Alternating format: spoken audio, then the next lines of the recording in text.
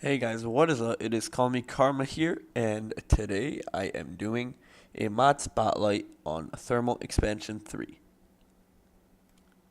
Now, Thermal Expansion 3 is the basis of any mod pack, okay? Whether you're playing Tech It, Feed the Beast, I don't care. It's most likely going to have Thermal Expansion because it just is. Thermal Expansion is a universal mod. Any mod pack would include it. And if you don't, well, then there's probably a reason.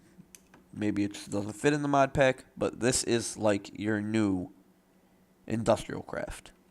People don't really use industrial craft as much as it used to because thermal expansion all around is a much neater and better mod in my opinion. So yeah, I thought I'd do a review on it since I've been using it since throughout my whole entire channel basically.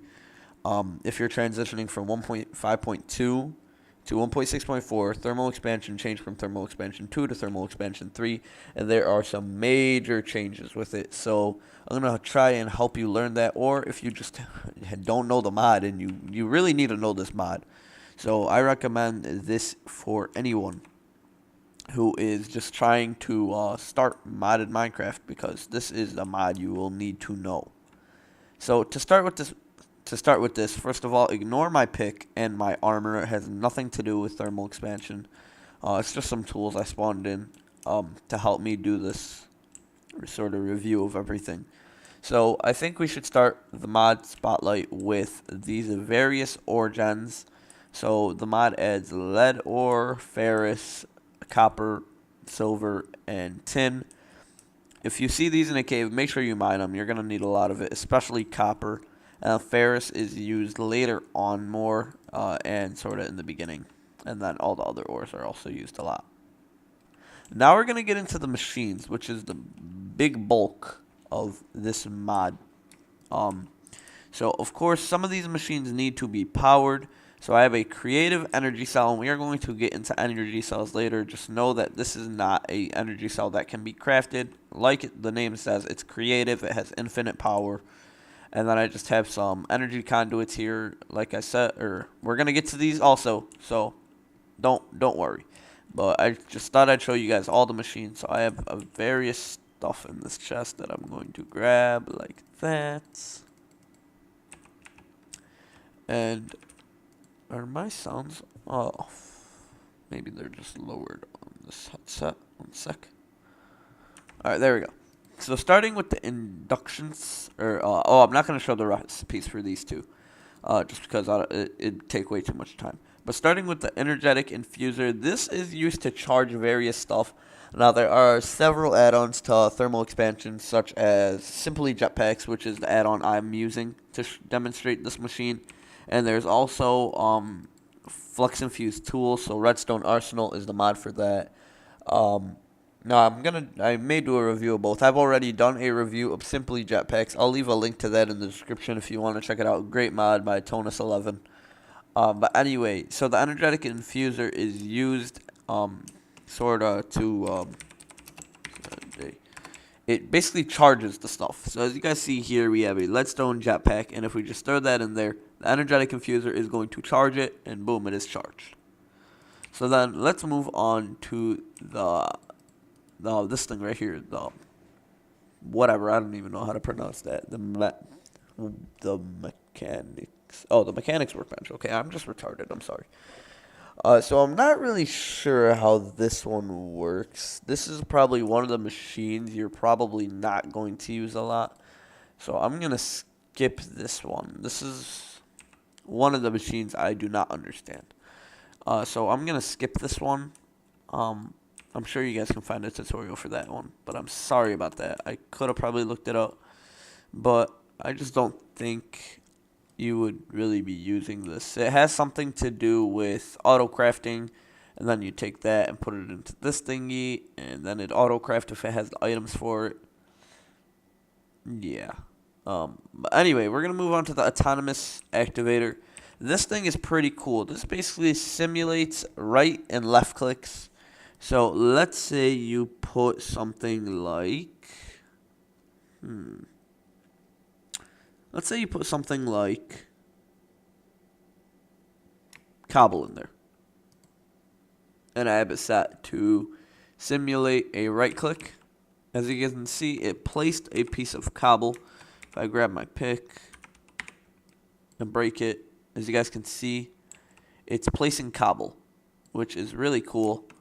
Now there are a few config settings for this. As you guys can see, it's a right click, and then there's no sneaking. So if you had maybe like I don't know, if you want to place like maybe if you're interacting with machines or something like that. Now, round robin basically means it will even out everything in this inventory. So if I had 9 stacks of stuff, it would use 1 of every stack, and then 1 of every stack again before it would use 2 of a stack. And then here, aim low, which basically is why it was placing a block down here too. If I just put it to like aim high, it might place a block above, maybe. But let's see. Yeah, as you guys can see, it placed a block above. So that's kind of the autonomous activator. And then, of course, you have the config settings. Orange meaning accepting items. Or orange meaning sending. Blue meaning accepting. And then nothing just meaning nothing, basically. So that's really how that works with any machine. Orange means accept or sending. And blue means receiving. So remember that. And then moving on, we have the terrain smasher, which basically acts like breaking blocks. Which should be breaking blocks. Hello? Wait, let's see. Let's try that again. Boom. Why aren't you breaking the blocks? That's weird. Maybe because, I don't know, just break. Maybe it takes a little bit of time.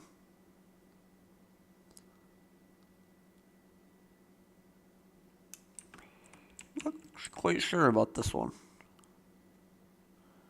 It should be breaking the blocks, is what it should be doing. But it seems to not be. I'm not quite sure about that. Now, the nullifier is like a trash can. So basically, you can throw items in and it will just void them. Like this. If I just stick that in there, it just voids it, basically. This is used for this thing. So basically, with this thing, you would put recipes in and create recipes. And then this will autocraft them. As long as it has power and the schematics. Not really going to demonstrate this one because it would take a little bit too much time to demonstrate. So I'm not going to spend too much time on that one. This is the aqueous accumulator. We're going to demonstrate that later, so I'm going to skip over that one. This is the igneous extruder. So basically how this one works is you stick a bucket of water in there and a bucket of lava. And then it will make cobble if it wants to. Where's that sending it to? Oh, so since I have the input on this set to send on the top, I'm going to change that. So as you can see, it creates cobble infinitely, but if I switch this to something like stone or obsidian, if I switch this to something like stone, as you can see, it is going to use the water. And then if I switch to something like obsidian, it actually does not have enough water. Oh, there we go. Where is it getting that water from? Oh, it's getting it from the aqueous accumulator. Where is that located? Alright, stop placing blocks. Seems like it's slowly receiving water, but a piece of obsidian will use a full bucket of lava and a full bucket of water. So that is that machine. Then the glacial precipitator, basically you stick a bucket of water in there, and same with the other. It will make infinite, or not infinite snowballs, but it will use water to make snowballs. And then you can also do the same with snow and ice, and just throw all those. Moving on to the fluid transposer. Basically, this machine is used mostly to make higher end thermal expansion machines. So what you would have is you would have a magma crucible and then a fluid transposer. What you would do with the magma crucible is you would stick something like redstone blocks or ender pearls in, and then you'd have it being sent upwards or just sent anyway. So like I said, we have this sending, and then it's sending the redstone. And what you would do is you would just use this for various machines to make energy cells, like redstone energy cells or redstone energy conduits, or to make tesseracts. And you guys probably don't understand any of this at the moment, but we will get to it. Next, let's move on to the redstone furnace. Now, this is a furnace that runs strictly off of redstone flux. So you see we have a pulverizer here. So what is done a lot is you stick ores in there, and you usually have the sending and then this side receiving. So you would pulverize the ores, and this is used as a doubling mechanic for ores. So you stick ores in there, and then it'd make 2 pulverized, and then you'd smelt that, and then it'd make 2 ingots. So 1 ore makes 2 pulverized, which turns it into ingots once smelted. So that is what is done most of the time. It's just a doubling mechanic in thermal expansion. It is a really nice mechanic. And yeah, so moving on to the sawmill. Basically with the sawmill, what you do is you stick wood in there or other various wood items, and it basically just gives you more bang for your buck. It also gives you the sawdust, which is used to make a compressed sawdust, which can also be used to make florbs, which we'll get to later. But with this thingy, basically you can make charcoal by smelting it, and yeah, that's how the sawmill works. Moving on to the induction smelter. This is used to make various thermal expansion ingots, such as Invar. So basically, if we look up Invar, and we click R, oopsie, and then we click R, and then recipe for Invar. As you guys can see, we can make it in a, well, we need to make Envar blend. So how do you make Envar blend? You can make it like this, or you can just, wait, I'm getting this wrong. Recipe for Envar. An induction smelter. Iron, pulverized iron with pulverized nickel, or you can just use the ingots.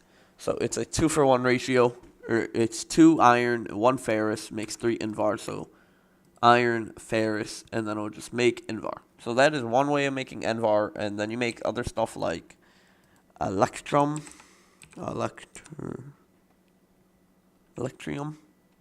which is right here. That's the block. And then you use the induction smelter also for this, which is 1 gold and 1 silver, and that'll make electrum. And that is basically all the thermal expansion machines. Sorry I was not unable to understand these machines. These are really machines that you probably won't be using too much, but basically the gist of it, well, from what I understand, is you get a schematic. Let's just do a thermal expansion. Where is a schematic? Schematic. I'm gonna try to do this one for you guys. There. So you get a schematic, a blank schematic, and you stick it in there, maybe, is what I'm guessing. And let's say we wanted to craft wood. So we'd look at the recipe for wood. Let's give myself wooden, or oak wood. Or oak, wood, and planks. Let me demonstrate this one, because I think I understand it. So let's say I grabbed a stack of that, and I said that makes that. And then I said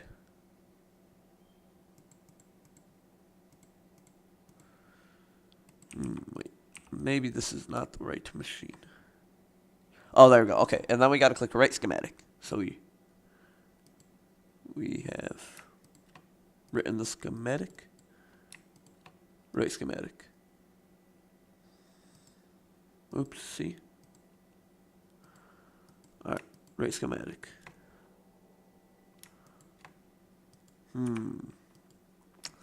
See, I'm not quite sure on how this one works.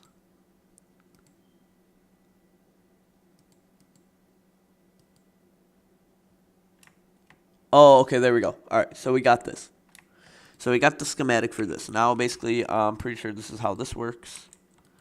You can stick this schematic in here, and as long as you have the required stuff, it will auto-craft it for you. And then also, if liquids are required, there's a spot for that. Sorry about that one, guys. That one took a little bit of some time. But that is basically all the machines. And let's start looking at some power and stuff. Alright, again, I apologize for the stuff over there with the schematics. I wasn't really understanding it, but now I do. And so we actually both learned something, which that's a pretty cool mechanic, I guess, in thermal expansion. But now let's look at power gen. So there are various dynamos.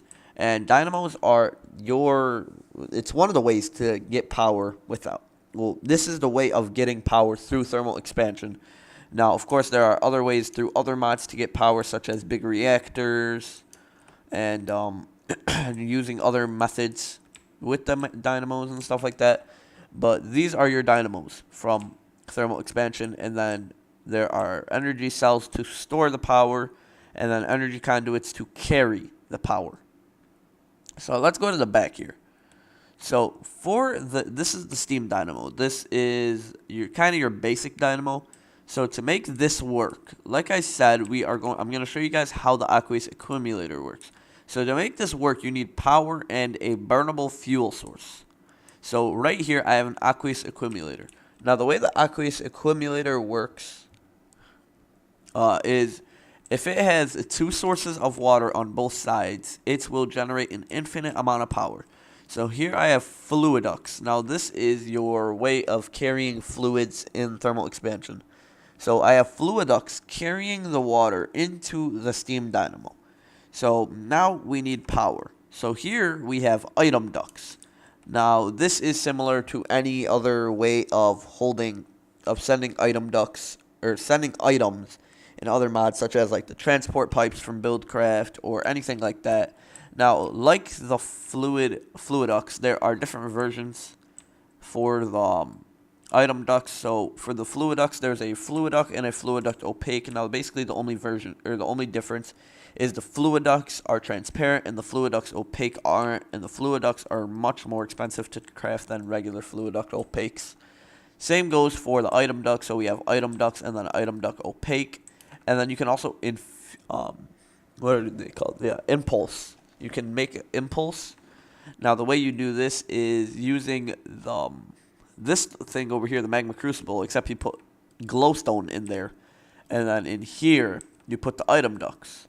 And it will make item duct impulse. And now what these do is they make the items travel faster, if you're interested in that. But basically, if I open this chest over here, as you guys can see, we have something called a pneumatic servo and a crescent hammer. And then we also have a stack of block of coal. So we want to get the block of coal into there. So how do we do that? Well, first of all, we have to pay attention to these arrows.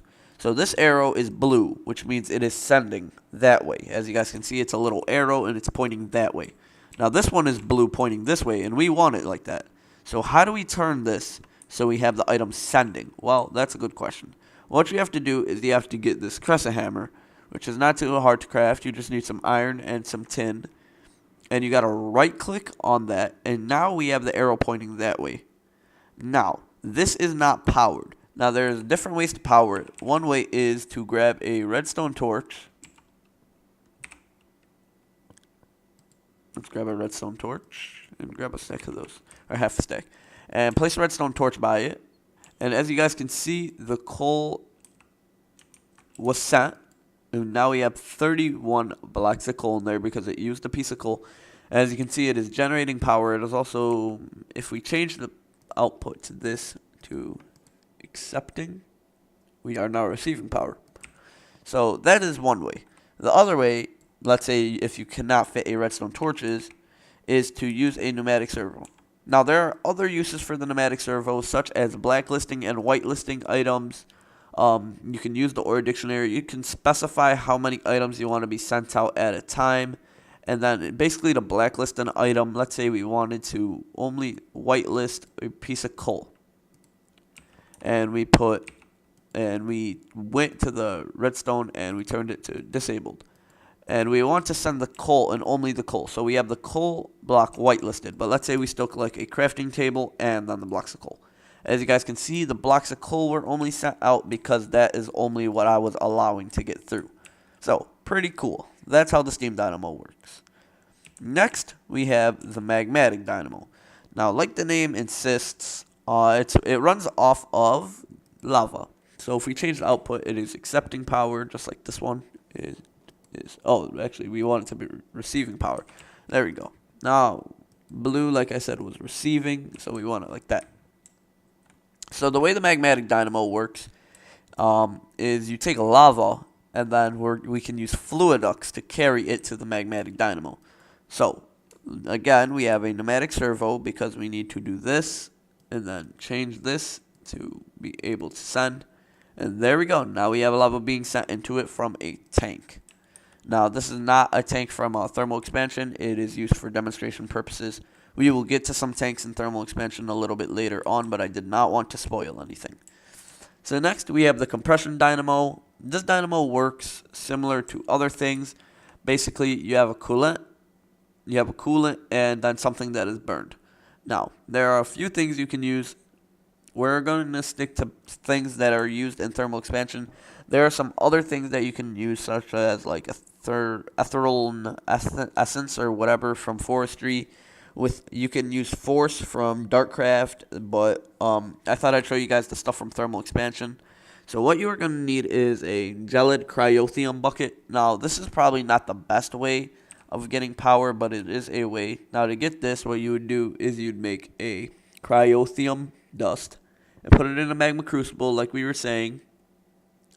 And then you get that from blizz powder, some redstone, snowballs, and some niter. Then how you get that is from a blizz rod, and you get the blizz rods from blizzes. It's kind of a long process, but eventually, once you get it, you put the coolant in, which goes on this side, and then you put what you're burning in.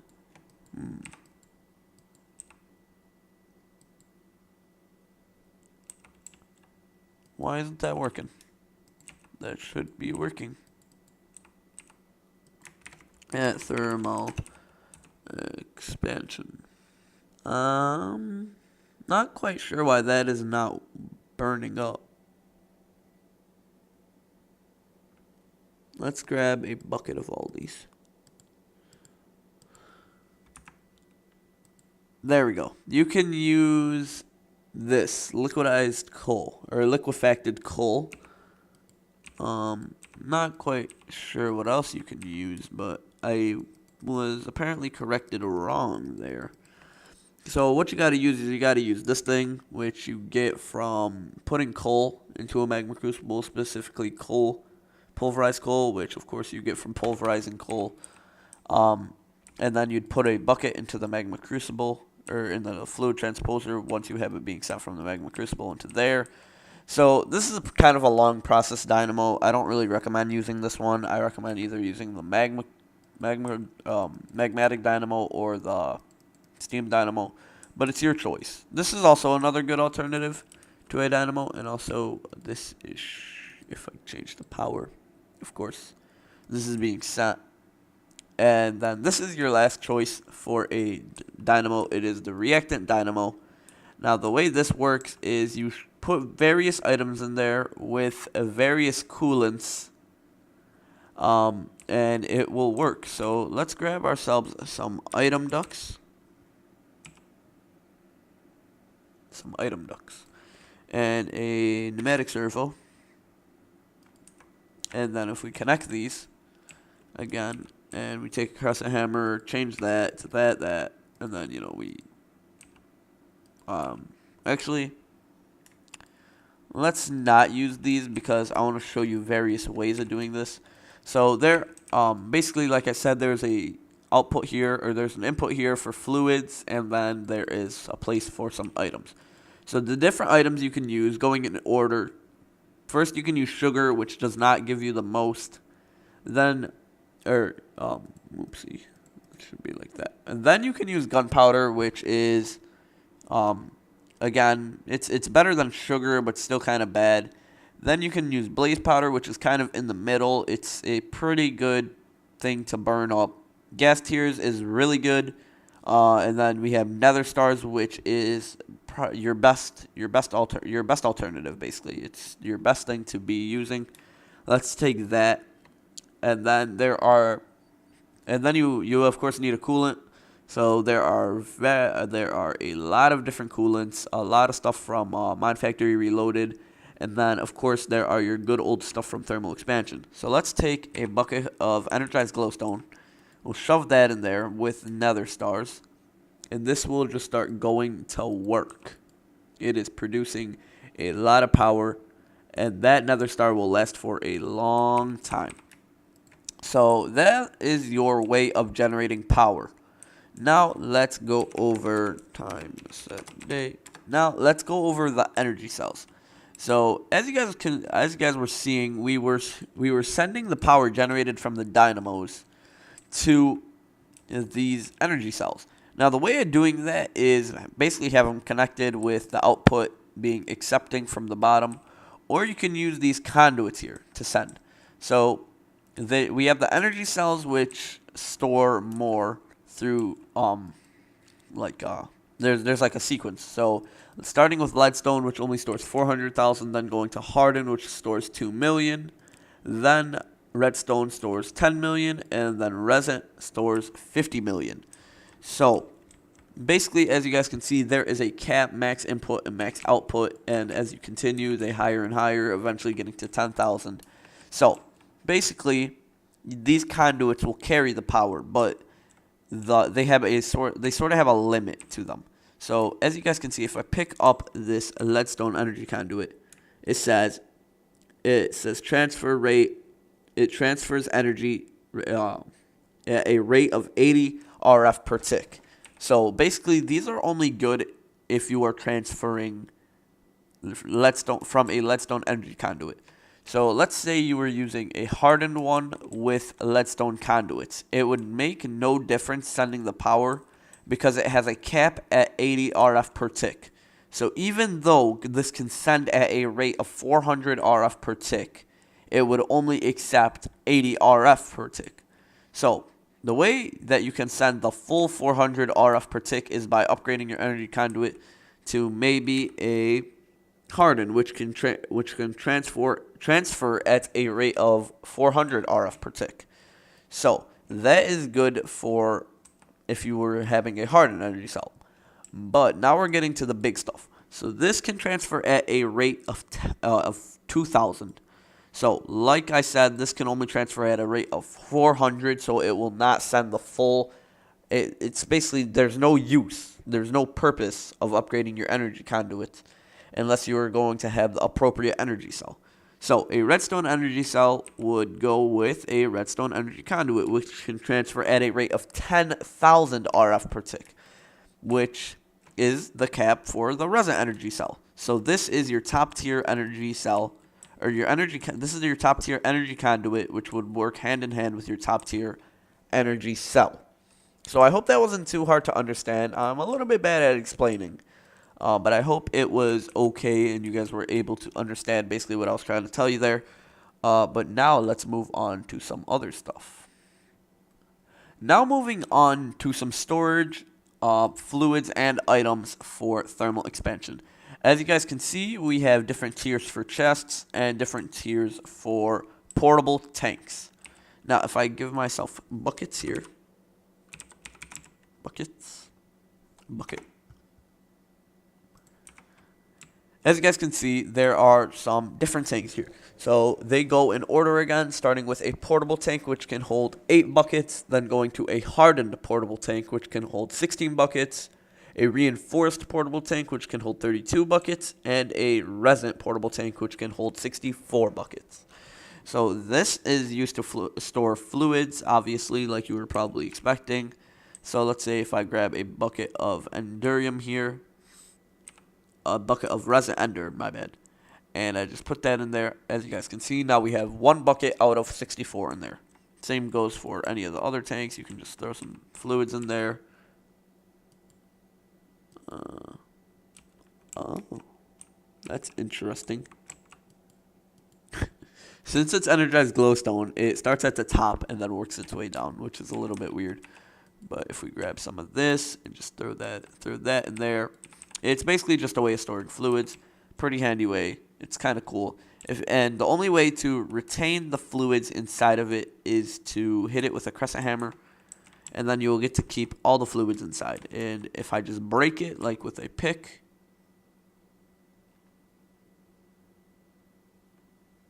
wait for it. If I break it with a pick, as you guys can see, it did not retain its fluids. Same goes for the energy cells. If you want to retain the power which is in it, you would have to hit it with a crescent hammer, and as you guys can see, it retains its power. If I just break it with a pick, it lost all its power. So make sure you guys always have a crescent hammer handy.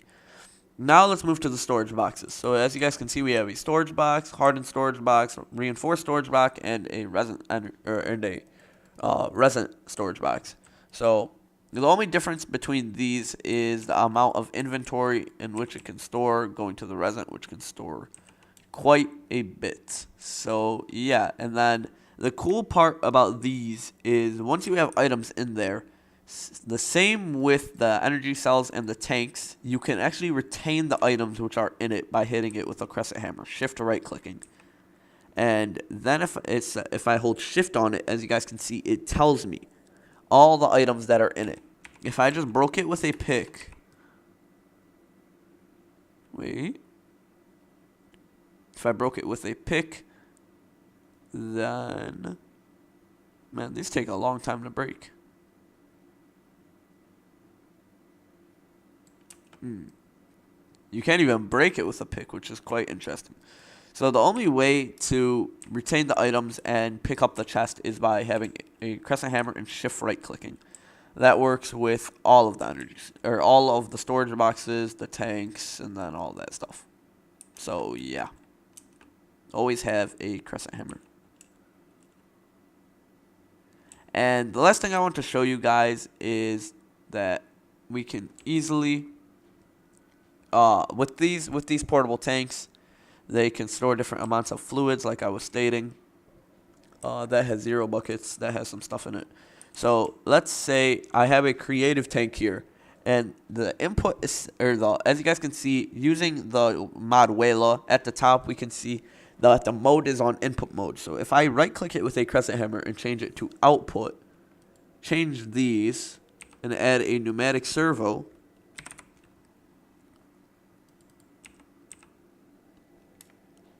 if I grab the pneumatic servos and I change these, let's do it like that. These should start filling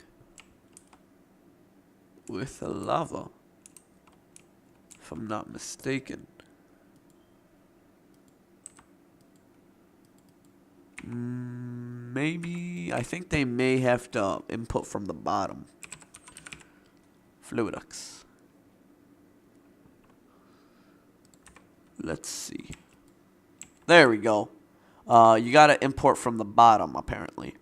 So as you guys can see, that tank filled right up. So make sure you guys are always sending the lava to the bottom, which kind of makes sense because there's not a hole at the top. So yeah, that's how that works. Pretty cool. So we're kind of getting to the end here. And now endgame, this is sort of your endgame stuff here. Once you have some resin energy cells and all this sort of stuff, you want to start looking at tesseracts. Now tesseracts are your way of sending items, fluids, energy anywhere across your world, as long as that chunk is chunk loaded. So let's open the interface of the tesseract here, and we need to set a frequency. So let's set a frequency of 1, And now we have to make sort of an instance. So let's say we want to send some power. So I'm going to call it power. I'm going to add that, and then I'm going to open the configuration tab. Now, as you guys can see, item mode, I do not want to send any items, so I'm going to change that to blocked. Then, same thing with fluids. I'm not sending any fluids, so I'm going to change that to blocked. Now, I'm trying to send energy. So I'm going to set it to send/receive energy. And then I have a tesseract here sending power to the tesseract. And then I have that tesseract here. I'm going to set the frequency of 1, so they are linked. And now, as you guys can see, if I change this to accepting, we are now receiving power from this tesseract. So this is a good way of sending power over to another place, whether you're trying to power machines or other various stuff. It's just a really nice, handy way of just you can send anything, items, fluids, power, anything. So that's a really nifty way. Yeah. So let's get to our last few things. One of the last things I want to show you guys is these things called florbs. Now, there are several types of florbs. There's basically a florb for any fluid you can imagine. So basically a florb is just a fluid orb. If I grab like a, I don't know, let's grab a, molten glass or something. And I can basically just throw the florb and it'll act like, oh, that is not good. Oh my god, oh baby. Oh baby, oh my. Okay, don't step in molten glass. So basically what that will do is it will act sort of like it's like a like a stackable fluid in a way. Now you achieve these using the magma crucible and the fluid transposer, as you guys would probably expect. So yeah, it's kind of a nifty way of storing fluids if you would like. I don't really use it a lot, but hey, maybe you will. Next, I want to show you guys the flux capacitors. So there are various ones, of course, going in like the order, except there's a tuberous one which is kind of useless, only stores 16,000 power. Now the way this works is you also use the energetic infuser, which I showed you guys over there, and you can charge these. Now with these, you can actually, if I hold it, shift right click, and then I hold out my jetpack, as you guys can see, my jetpack is getting charged. So this is a way of portably charging your stuff. If you just want to go somewhere and you have a jetpack or your flux infused tools and you want to charge them up, you can basically use this. Now it is taking the power from this and sending it to my jetpack. So yeah, it's kind of a nifty way just to stop it. Just shift right click again, and there you go. That's a nice way of sending power to your add-on tankers or thermal expansion stuff, and yeah, it's pretty cool. Now we're coming close to the end here. I just want to show you guys the Invar armor and tools that you can make. Of course, we have the basic stuff. Then we have the Envar shears, an Envar fishing rod, an Envar sickle, which is a really nifty tool for getting rid of stuff like grass and leaves. So I'm going to show you guys an example of that, of what the sickle does, just in case you guys have never seen it. And some bone meal. And if I just mine some sandstone, place that, and then I just whack the leaves with my sickle, it's just a really nifty way of getting rid of leaves or grass or anything similar to that. So yeah, and then we have the battle wrench, which is like a little bit, it does some damage, you can block with it, and it is just similar to a crescent hammer, which can pick up all your stuff like that. So yeah, just some nifty stuff you can make with some Envar, which I showed you guys how to make earlier. So yeah, that's that. Pretty cool. And lastly, here is just a bunch of stuff that you are just like all the ingots and stuff going to Endurium, which is your favorite thing. This is used to make this stuff for jetpacks, just so much stuff. Flux capacitors, the tanks, the everything you will need. And then some gears, some blizz rods. This is like everything that you use to craft stuff with. So yeah, that's just like all the items I thought I'd show you guys.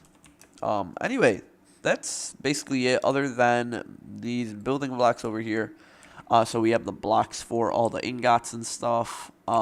We have this glowstone illuminator, which is used to do other stuff from other mods, and it just looks pretty cool in my opinion. And then we have this rock wool, which I don't really understand the purpose for. I think you might use this to craft some stuff. Yeah, I don't know. Maybe it's more like blast resistant or something. It looks pretty cool. Hardened glass, which is used in a lot of recipes, like making that right there, um, the energy cells and the energy conduits. Well, this one in particular, to make the reinforced stuff and to make the tesseract, to make this. Well, not really to make it, but you need that. You need this to make that. So kind of in a way, you're gonna use this a lot, basically. And then yeah, just some other blocks like the ingot blocks, such as the enderium block and stuff like that. So anyway, guys, that's basically it for this mod. I hope I taught you guys something that you guys did not know about thermal expansion. Thermal expansion is a great mod. I've been working for it a lot. I even taught myself some stuff in this video, like how to use the mechanics workbench and stuff. Sorry for the little derp ups like that. I was trying my best to make this the most professional tutorial it can be, but I'm not that professional of a person. So this is kind of like my first review of a mod. I'm hoping to do more. I might do a review on maybe Jabba and some other stuff like that, because I've been using those mods for quite a while too. I haven't really shown them in my LP either, so I thought it'd be kind of cool to show you guys Jabba. Maybe I'll do one of those. Tell me what you guys thought about this mod. Of course, we are doing Season 2 of Feed the Beast right now, so if you are new to the channel, please go and check that out and subscribe. And yeah, that's going to conclude this video. Thank you guys for watching. Check out my sponsor in the description, Singe Gaming. Use promo code CMK for 5% off all their controllers. It's basically a Scuff, but a more affordable price, and they're actually, I think, better than Scuff in my opinion. I've seen them, and they look really nice. So yeah. Anyway, guys, thank you guys for watching, and don't forget to comment, like, subscribe, and peace.